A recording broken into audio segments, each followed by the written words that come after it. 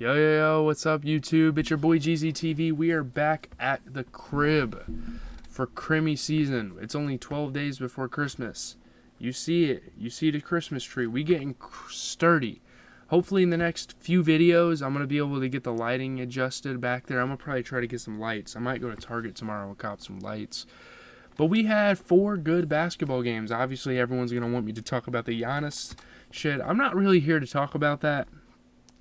It's cool that he put up a franchise record, but, like, that wasn't that good of a game to me. I don't know.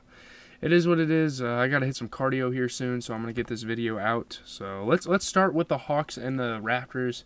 I got home from school. Me and my boy Ian drove back. He rode with me.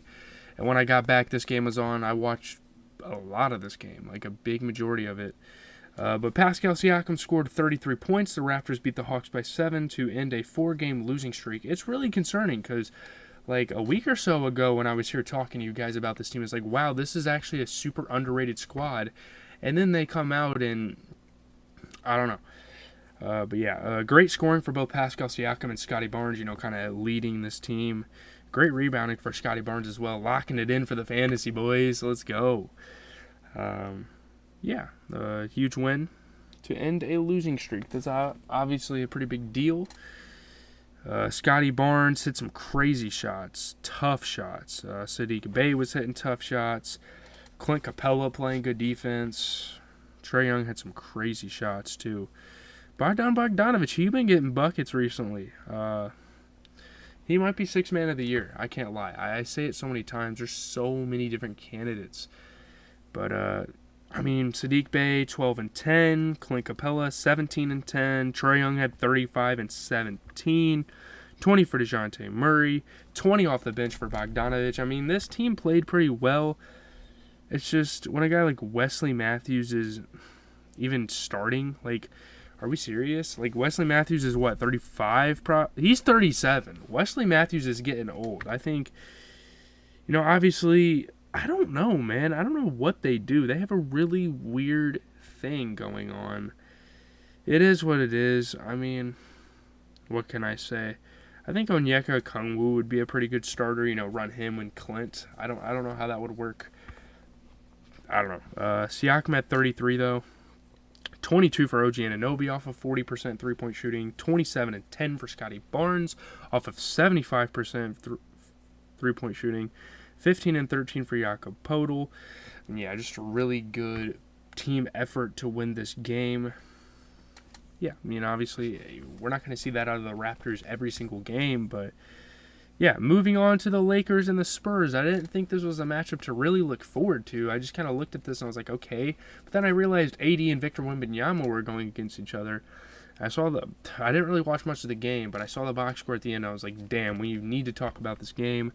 Anthony Davis helps the Lakers overcome LeBron James' absence. They send the Spurs to their 18th straight loss. Obviously, the Spurs and the Pistons are kind of in the same boat, kind of in some tough spots this season. Yeah, man, great scoring and rebounding for Anthony Davis.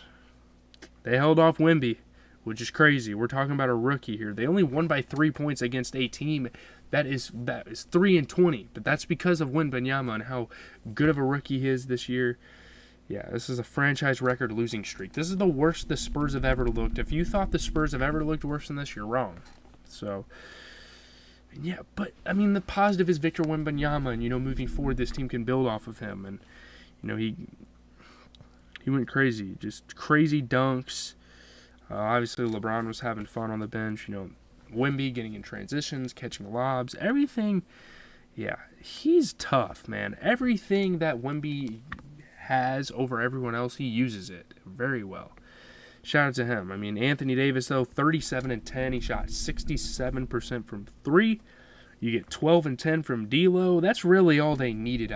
They had pretty solid teamwork. D'Lo and AD taking over when LeBron's out. That's cool. You look at the Spurs, 28 for Kelton Johnson, didn't miss a single three-pointer. 30 and 13 for Wemby. My God, I'm taking this man for granted. I need to watch more Wemby games. 30 and 13. I think he had 6 blocks. That is disgusting. 3 steals? Jesus Christ, man. 80% from 3. Jeremy Sohan, man, I have not really been a fan of Jeremy Sohan recently. He had some decent starts at this.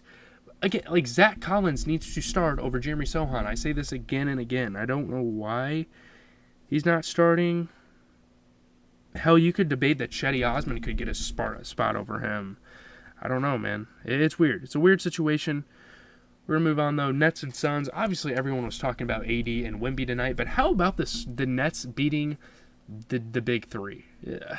Oh, my God. It has been, I think the Suns are in a pretty good spot this season for what they've gone through, but, they didn't need to go through any of this stuff. These injuries.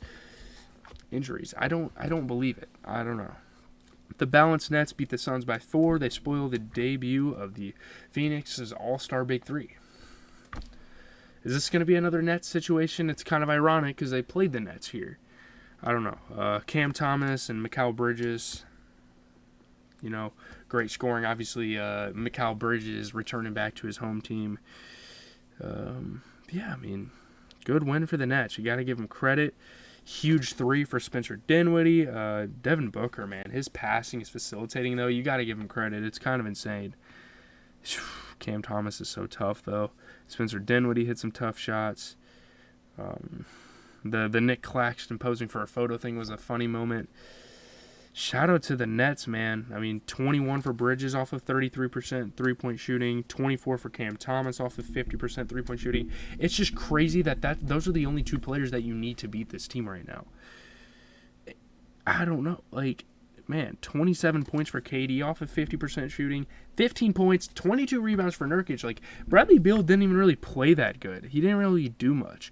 D-Book put up 34 and 12. He shot 33% from 3, 60% from the field. I don't know. Chimezie Metu being a starter is kind of weird. I don't know how I feel about it. Maybe you could do a little experimentation with Nasir Little and see how that works. I don't know. It's really weird seeing Chimezie Metu make a starting lineup. I don't even think he did that in Sacramento.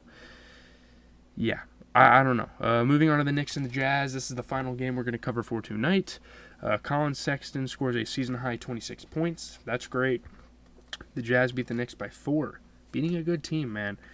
Yeah, Colin Sexton having his biggest scoring night of the season. Lauri Markkanen returned to the court, which is great for my fantasy team, even though I kind of handled business this week. I stood on business for sure, if you're asking that question. Great scoring for Lauri Markkanen in his return.